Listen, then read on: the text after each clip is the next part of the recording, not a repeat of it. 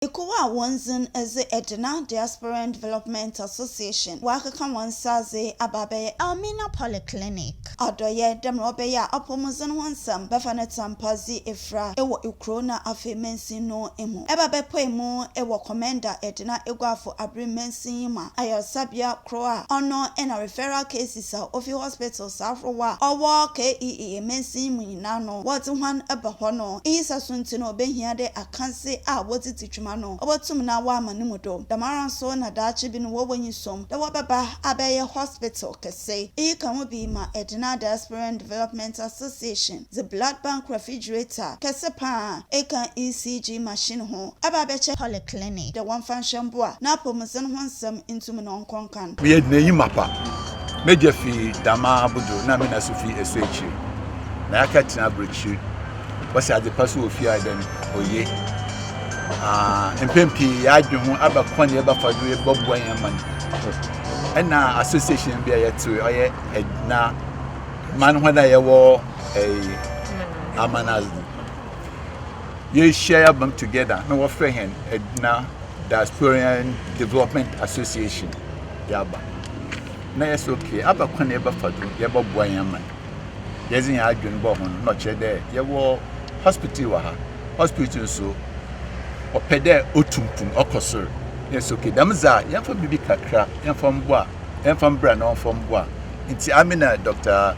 Iragwe Wusi yebeya aza yezibeyi on behalf of Yan Association abanu krachi penyina ojinamo ewo keye mensi mu amyamfo ebo apia ezenanda sensam ekwaiezema association hino onechi no za futureko zama hospital no day obano blood bank refrigerator no nensiesi a woma onyaza ozwonenyi mukana damaso eno hyebo de oye hwan asoye no worehwe the waboboa emma oye tax exemptions bi no obakwaze ama kubiara obenya pepa de obeba boboa onpuntuze ojina obia no do umpuntu ya aba na akote abamba na afemize civil society ba na afemize aswa amanfo so ba ya afemize ena nde yehu Elmina Diasporan Association a wo UK wona afemize yehu iyi oya aba na enyije ze kase papa osande sisi mekese ya Elmina hospital ya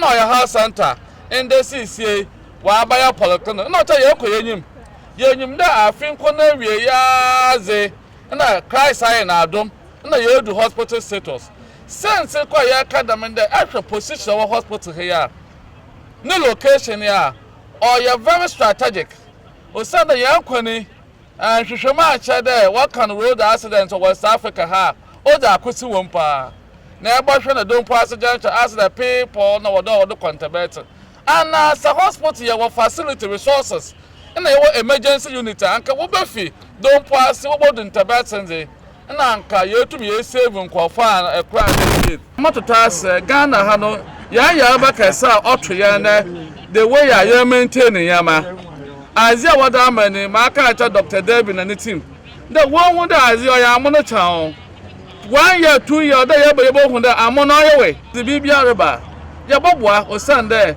ya mpuntuduma so da aban yesim da odo won ya tax exemption assembly no ya baye an assembly po do otues ka do bo mpo mo wakla yema bi ba ya baye Dr. Dabi medical superintendent ojinamo ewo Elmina Polyclinic zenenda sensam ekwai zema oye Edina Diasporan Development Association. The total cost of these items is about almost 42,000 Ghana cedis. So on behalf of the staff management team and the whole municipality, we want to say a very big thank you and express our appreciation to the team.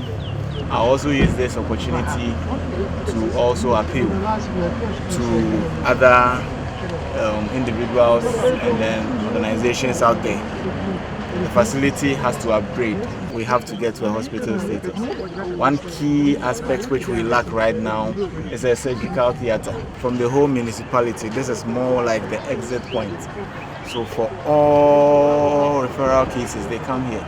We have medical officers here who are skilled to provide all these services. Unfortunately, we have to refer them, especially maternal cases, at night. It's not pleasant, and there are some cases where Some of them, unfortunately, have lost their lives because we could not provide the services here. So this blood bank fridges comes in very handy because then we don't have to refer anyone for blood transfusion anymore. But when it comes to surgical intervention, we are still unable to.